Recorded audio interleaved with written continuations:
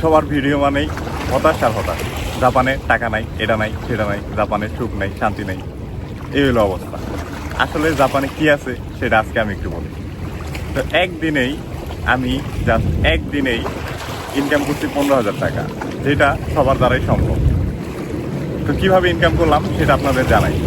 তো প্রথমত হচ্ছে, তো রবিবার দিনে আমি বিকাল 5টা বাজে ঢুকে সোমবার দিন সকাল 8টা পর্যন্ত কাজ করি। তো সেই ক্ষেত্রে দেখা যায় প্রায় 15,000 প্লাস ইয়েন আমি ইনকাম করি। তো অনেকেই বলে জাপানে নাকি টাকা নেই। আসলেই কি সেটা সত্যি, নাকি বাস্তবে চিত্রটা পুরাই ভিন্ন? তো মেন বিষয় হচ্ছে, আপনি তো আর প্রতিদিন 15 ঘন্টা জব করতে পারবেন না। তো 15 ঘন্টা 16 ঘন্টা জব করার জন্য আপনার জাপানে যে ছুটির দিন শনি রবিবার, এই দুইটা দিন আপনি সিলেক্ট করতে পারেন, যে এই 2 দিনে আপনি মোটামুটি 15 থেকে 16 ঘন্টা ডিউটি করতে পারবেন। 15 ঘন্টা যদি আপনি ডিউটি করেন তাহলে কিন্তু কমসে কম আপনি 18 থেকে 20,000 ইনকাম করতেই পারেন। সপ্তাহের আর যে দিনগুলো আছে ওই দিনগুলোতে ক্লাস থাকে। যদি আপনি চান যে আমি ওই দিনগুলোতে 15 ঘন্টা ডিউটি করবেন, সেটাও আপনি করতে পারবেন, বাট সেক্ষেত্রে আপনার ঘুমকে স্যাক্রিফাইস করতে হবে। তো জাপানে যে যত বেশি ঘুম স্যাক্রিফাইস করতে পারে সে তত বেশি টাকা ইনকাম করতে পারে, এটাই বাস্তব। মূলত যদি আপনি ওই সোম থেকে শুক্রবার পর্যন্ত যদি আপনি ক্লাস টাইমে নাও করতে পারেন, শনি রবিবার 2 দিন যদি আপনি 15 ঘন্টা করে জব করেন, তাহলে আপনি মাসে কমসে কম 8 থেকে 9টা শনি রবিবার পেয়ে যাচ্ছেন। সব মিলে 9টা পেয়ে যাবেন। 8 থেকে 9টা পেলে আপনার ওখান থেকে যদি 20,000 টাকা করে ইনকাম হয়, 1.5 লাখ টাকার উপর আপনার এখানে ইনকাম হবে। আর বাদ বাকি দিনগুলোতে যদি আপনি নাইট করেন, মূলত নাইটে আরবাইতো সময় নাইটে টাকা মোটামুটি ডে টাইম থেকে নাইটের টাকা মোটামুটি অনেক বেশি। ডেতে যদি নর্মালি 1100 টাকা হয়, ডে টাইম যদি 1100 টাকা হয়, তাহলে সেটা রাত্রে হয়ে যায় হচ্ছে আপনার 1390 থেকে 1420 এই টাইপের। ওটাই বেটার, বাট শরীরের জন্য ক্ষতি। যারা জাপানে থাকবেন, যদি শরীরের ক্ষতি করে টাকা ইনকাম করতে চান, তাহলে অবশ্যই নাইট করবেন। আর নাইট করলে পার নাইট আপনি যদি রাত 10টা থেকে সকাল 5টা পর্যন্ত করেন, তাহলে কিন্তু আপনি 10,000 টাকার উপরে পেয়ে যাচ্ছেন। তো সেই ক্ষেত্রে জাপানে যারা বলে টাকা নেই, হতাশ, এটা সেটা, আসলে হতাশাও আছে, আবার ইনকামও আছে। তো মূলত আপনি প্রথমে আইসাই তার জবগুলো ম্যানেজ করতে পারবেন না। প্রথম 6 মাস থেকে 1 বছর আপনার কষ্ট করতে হবে। জবগুলো ম্যানেজ হয়ে গেলে কিন্তু আপনি তখন প্রচণ্ড টাকা ইনকাম করতে পারবেন। জাপানে যে যত বেশি ঘুম স্যাক্রিফাইস করতে পারে, সে তত বেশি টাকা ইনকাম করতে পারে। তো আপনি যদি ঘুম বিক্রি করতে পারেন, তাহলে আপনি টাকা ইনকাম করতে পারবেন। আপনি যদি মনে করেন যে আমার দিনে 1 ঘন্টা থেকে 1.5 ঘন্টা ঘুমাইলে হয়ে যাবে, তাহলে আপনি জাপানের জন্য বেস্ট। আপনি জাপানে কোটিপতি হতে আপনার বেশি সময় লাগবে না। আর যদি আপনি মনে করেন না, আমার তো রেগুলারলি 6 থেকে 7 ঘন্টা ঘুমাইতে হইব, তাহলে আপনি মোটামুটি রেঞ্জে আছেন।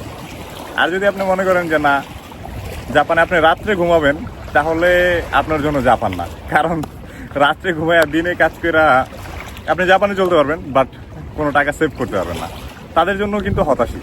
আর যারা ঘুম বিক্রি করতে পারবেন, তাদের জন্য জাপান পারফেক্ট। তো একদিনে আমি কিভাবে 15,000 টাকা ইনকাম করলাম, বা কী রকম কষ্ট হইলো আমার। এখন আমি যেখানে কাজ করি সেটা হচ্ছে কনভিনিয়েন্স স্টোর। তো ওইখানে আমি বিকাল 5টায় ঢুকছি, সকাল 8টায় বেরোইছি। তো টোটালি সব মিলে কাজ কিন্তু কনভিনিতে বেশি থাকে না।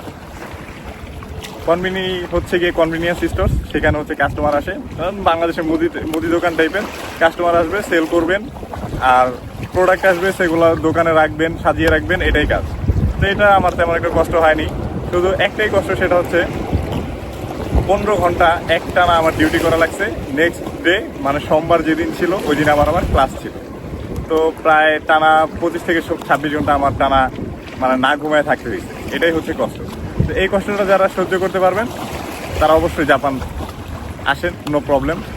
প্রথম 1-1.5 বছর কষ্ট করলে এরকম ডিউটি আপনার ম্যানেজ করা তেমন একটা প্রবলেম হবে না। তো ওয়েলকাম জাপান। জাপান আসলে হতাশ হবেন এমন না, তবে কঠোর পরিশ্রম না হলে জাপান আসবেন না। অবশ্যই আপনাকে কঠোর পরিশ্রম করতে হবে।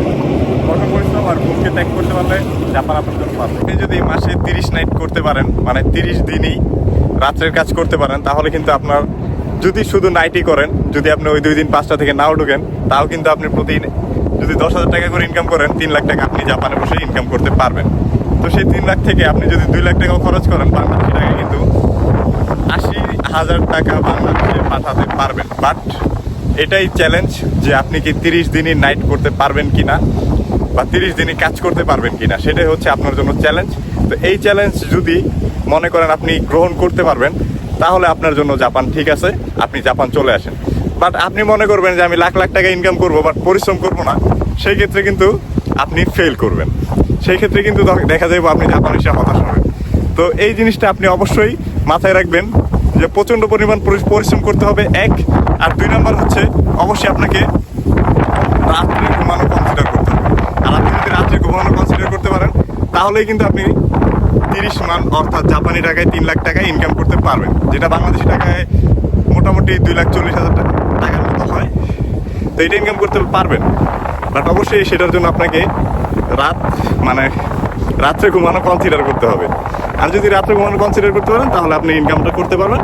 বাট ডেতে কাজ করলে এত টাকা ইনকাম করতে পারবেন, প্রায় 50 থেকে 60,000 টাকা কমে যাবে। সেই ক্ষেত্রে দেখা যাবে 2 লাখ টাকা আপনি খরচ করলে দেশে কিছুই পাঠাতে পারবেন না। তো এই হচ্ছে বিষয়।